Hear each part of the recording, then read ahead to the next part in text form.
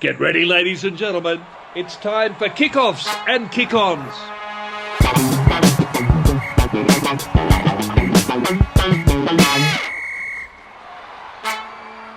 All right, welcome to the Coco Show.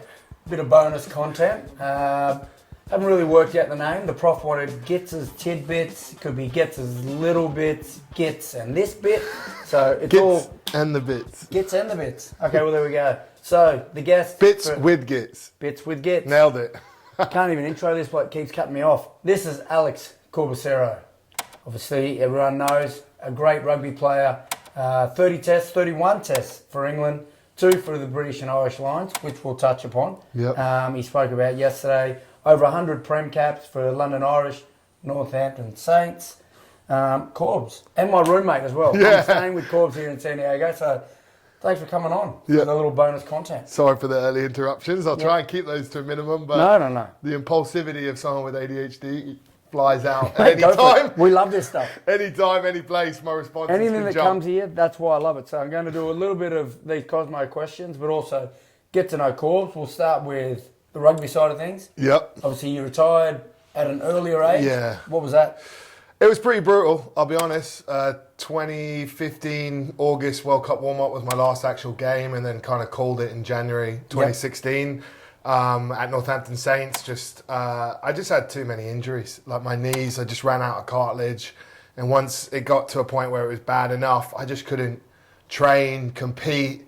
I was running with a limp as well, which doesn't help. And I was getting by, but probably the last 2.5 to 3 years of my career after that Lions tour, I just never was the same player due to an injury I got almost straight after the tour that eventually just pushed me too far. And I initially thought maybe it's a sabbatical, maybe I'll come back. But after I had time away, the knee wasn't getting loads better either. I had opportunities to come back, but then media kind of opened the door, and America, which is where I am at now, and I kind of just took the opportunity here and thought, well, if it doesn't go well, I could always think about playing again. But luckily, you know, the dream's still alive here in America. So here I am, 8 years later, something like that, 27, 35? Well, 15 to 24 would be 9, but Yeah. anyway. Yeah. So you touched on the British and Irish Lions.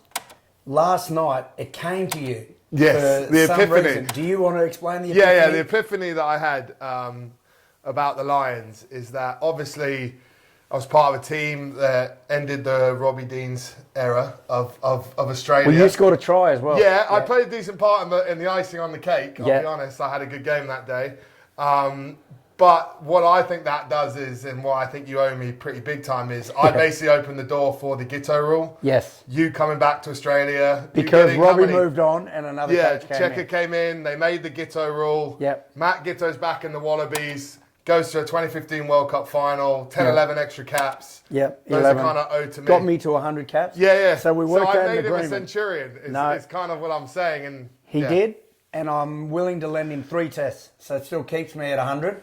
And now Corbs has moved on to 34 Yeah, I'll tests take those. for England. Okay, let's get on to the real interesting stuff.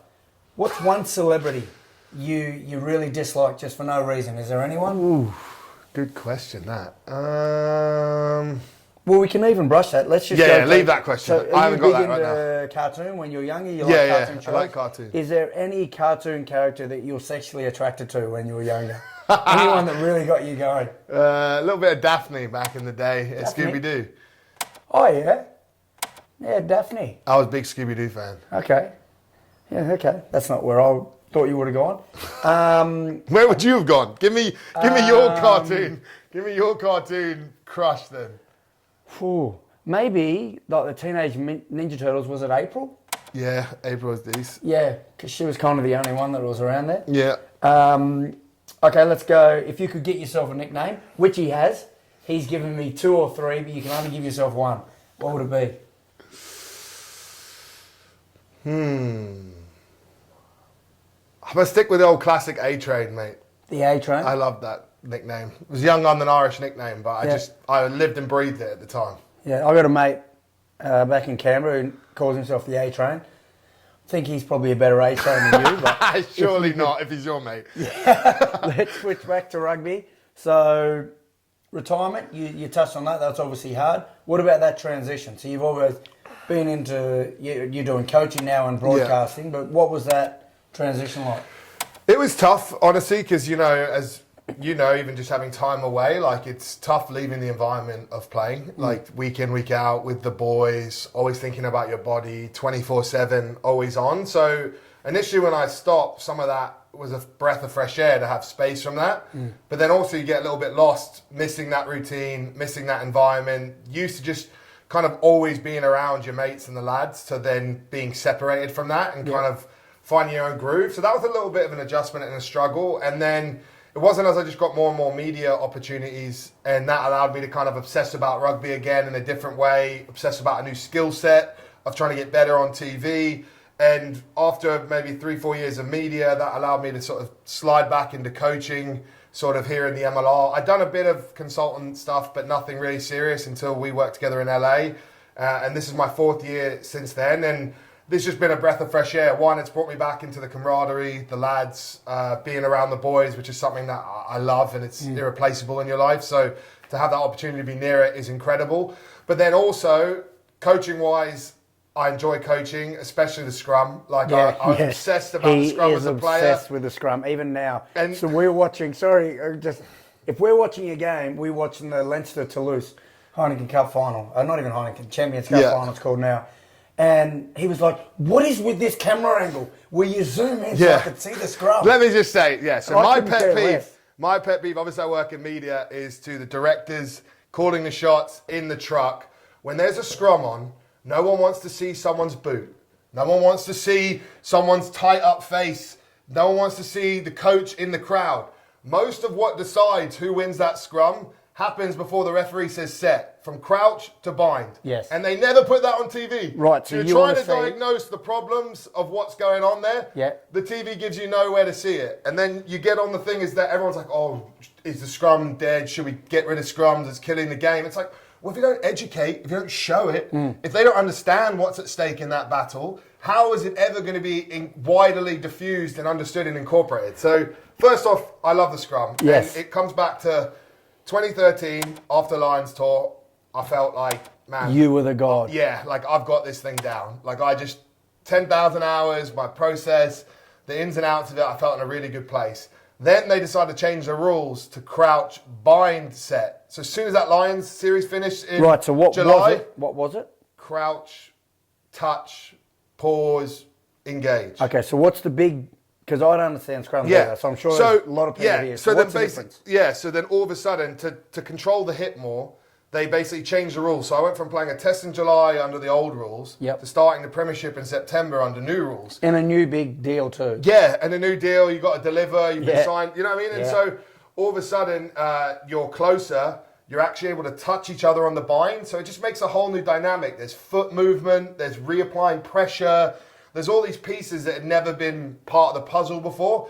And so as a player, I was obsessed with trying to get it right. But I had injuries. I never quite mastered the new incarnation of the laws. Just didn't have enough time. So then as a player, when I stopped, even while I was a media analyst, I couldn't help but just watch and view it almost as like a Rubik's Cube of like, oh, who's doing well? And I'd already figured out principles in my head, which I think were the best way to do it. But obviously I couldn't keep playing to show them. And then gradually I feel like the understanding and the way to do it now has diffused through. But that's kind of what inspired me to scrum coaches. I kind of wanted to complete my Rubik's Cube. Yes. As a player, I felt like it was unfinished. And so if I reloaded new knees, everything, you're good? Yeah. Do you think technically now you've mastered it? Yeah. I got the recipe down. Okay, so if there was one person right now that you would hate to scrum against, and you are fully fit, you're the A-train. Yeah. You are A-train. Hate to scrum against. Yeah. Ooh. And I know you've never feared anyone when you're at your peak, you were saying. Yeah. That's confidence. You fear yourself messing up more than them. But who do you think would be not that you'd hate to go against or you're scared to go against, but who do you think would give you the toughest challenge? So to give you context, I'm probably going to have to say a certain player in a certain pack. Yep. Because I think you've got like South Africa, all right, Malherbe or Vincent Koch, like England in that semi-final where they're getting rolled. They actually rolled them. Well, Marler and Cole did a job for 50 odd minutes and then the damn burst. But that heavy pack, I'd love a shot at either of those tight heads in that South Africa pack. That would get, like, I'd be scared of it, but fear of failure is where you play your best. That's when you start play your best. That, probably France a bit too, with that, you know, when they can put either like Miafu or one of their other enormous tight head locks behind Antonio, so that there's, you know, 250 kilo men as well. I'd probably I'd be scared of it, but I'd like a decent crack at that. Okay, and then at your peak, before we get back to, actually, you know what, I'm going to go back to, would you prefer to be 15% better looking, which you could do with, or 50% smarter, which you could do with as well? You can do 15 or 50? So you got 15% better looking, or 50% smarter? Oh, that's a really tough question. That's why I definitely want the 15% better looking. Yeah, I know. But 50%, like, I feel like probably I'm more of a brain than a looks guy anyway. So the 50% makes me excited. It's like, well, what could I accomplish in life with an extra 50%? So I'm probably going to go for that. Okay, I love it. And your first R-rated movie you remember watching as a kid? It doesn't have to be porn. Yeah, it's so good. Like, I got it. Oh, you got it? I got it. So I convinced at, like, I don't know, it must have been 12 or so, convinced my granddad, who was like 78, I was staying in New York in the summer, me and my like 2 best friends were like all 12, to take me to Scary Movie. You know, like you know where it's like Scream, but it's a comedy? But it's a comedy one, and mate, when the guy gets through the glory hole and he puts his ear and the penis goes through his ear, my granddad, like, just erupted and like didn't know what to do, and I'll just never forget it because of the experience of taking him. He was very straight Nick, was in the military, Italian American down the line, and kind of got softed into his first grandchild taking him to an R-rated movie, and it was just, he was blown away by what I'd actually taken him to. When the person's coming on the ceiling, you know, did you understand all that stuff? Yeah, kind of, but not really. I remember just being, the penis thing freaked me out. I don't know what was happening. Yeah. Because I didn't really know what a glory hole was until after that. Yeah. But it was hilarious. And then all your spare time from then on was spent at a glory hole, was it? Or? No. I just learnt, I saved that for you. Okay, so your favourite all-time song. The reason I'm asking this is because Corbs has found... Actually, we'll just go straight into that. Don't even worry about your favourite song. Let's talk about rapping. Yep. So the first time I saw you rap, there was someone busking. Oh, and you just said, you just keep playing and let me just like freestyle a bit. Yo, I kicked it. I grabbed the mic and you just ripped it. MCs coming at me, but they're talking too specific. I'm hieroglyphic. I grabbed the mic like Magnificent. MCs talking at me, but their style ain't just relevant. I'm big like an elephant. I chill like a pelican. Don't fuck with me, kid. I'm English and American. Oh, I got the skills. Now I'm giving all the thrills. Yo, these people popping pills, but I'm breathing through my gills. I'm a fish. Granting like every single wish. I'm that tasty goddamn dish. All the beef, I just squish. Oh, the biggest man in the goddamn room. About to rap is so just sick and just pumping the balloon. I'm a big buffoon, but I don't give no fucks because I run through trucks and I just chill like ducks. I got the mic and clutch, I got my body in stuff. MCs coming at me, but I'm big like a truck. I say they 1 time or 3 times or 3 times or 4. All it takes is 1 shot from this fist to draw. MCs come against me, but the iceberg on Thor. When I'm spitting on this game, yo, they call me outlaw. I'm just bigger than the average, eat them like a savage, ripping off your limbs like your body made of cabbage. And he often freestyles off the top of his head at training. Like, it's genuinely a gift. Yeah. Like, how your mind works to be able to do it. When did you first know you could do it? And then how much do you enjoy doing that? So, yeah, I absolutely love it. So, I'd probably say since I was about 12, 13, started listening to rap, like, got obsessed, junior mates, just messing around. Like, I could always go that little bit further, even the rhyming of words and it just makes sense. And that's just always been like my musical outlet, and then gradually it's just then become an obsession. And honestly, by 15, 16, I felt like I was pretty good. Like, maybe not great, but decent enough. And had rugby ever slowed down, maybe I would have put more time into it. But it's kind of just always been my hobby, and I just really love it. All right, let's do it. Bar in the booth. I've been waiting for the 6 nations, wondering which nation's gonna make a declaration and which nation's gonna get stuck in the basement. Could they been too complacent? I've been waiting for the 6 nations, wondering which nation's gonna make a declaration and which nation's gonna get stuck in the basement. Could they been too complacent? The Irish, they love to score tries. Even with no Sexton, they play so wise. Crossing their T's, dotting their I's. I like the freestyle aspect because I like the fear of failure and I like the pressure of performing. And I also think it's part of the reason why I can do TV, why I can pundit, why I can host, why I can do everything, because I have that ability. And I watched a TED Talk, which I thought sums it up quite well, is that they were talking about like what is creative genius? What is... and what does that mean as a neurosurgeon, talking about creative genius in the brain from a neural facet. And basically what he had is he had freestyle jazz pianist and he had a freestyle rapper. And what he did is he put them in a brain scanner and initially had them just recite or play songs they knew. And certain parts of your brain light up, but nothing too crazy. It's where your memory is. Then he had them freestyle, either freestyle rap or freestyle. They had this like mini keyboard in the brain scan. Yeah. And when they freestyled, a lot of parts of their brain shut off, and like some areas at the front hyper turned on. And basically, the area at the front that went like hyper on was to do with decision making and your language skills.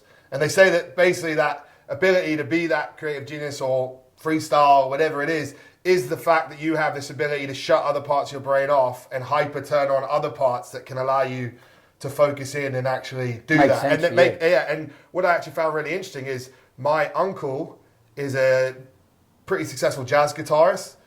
He was a freestyle jazz guitarist until his 20s. He didn't even know how to read music. He could just hear things play and jam. And so he definitely has a similar thing in his brain going on. And then my great-grandfather was a mandolin player, like from Italy, and he would just freestyle jam on his mandolin all the time. And it's just, I think it's something genetic that's in me that allows me to do it without trying to sound silly or whatever. No. Like, and I don't think I'm like GOAT status or anything. No. But it's definitely a gift. Like it's definitely like one of my superpowers. And that kind of is probably the best way to summarize what's going on in my head. Okay, so to talk about superpowers, then let's go with the Coco Show with Alex Corbisiero. Where would you go then now? Just give me like 4 lines off the top of your head here. I don't know. Okay, the Coco Show with Alex Corbisiero. Gits brought him in because they needed a hero. Because without me, the views are 0. And then they're going to have less money than Emperor Nero. There we go. Like something like that. That, I promise, was not rehearsed. I just but like, yeah, that's like, basically what the channel was like. The That's like what's going on. Without this hero. Yeah. All right, just to wrap it up, your favourite podcast, other than Joe Rogan? The Coco Show, mate. Oh, mate, so sad that you'll never be a guest. Yeah, all right, so I'm just more of like an addition. Yeah, like we throw him in, we use him when we need him. Content's low. When times are desperate. When we need a hero, need to bump those views from 0, we go to Corbisiero. Anyway, that's us here, the Coco bonus content. That's a wrap from Gits's, what do we go, Gits's Bits? Bits with Gits. Bits with Gits. G'day, please, if you like the show, well, show us you liked it by pressing like and subscribe so we can exist, because we don't have any more money. We need your support. And make sure you check out our other videos.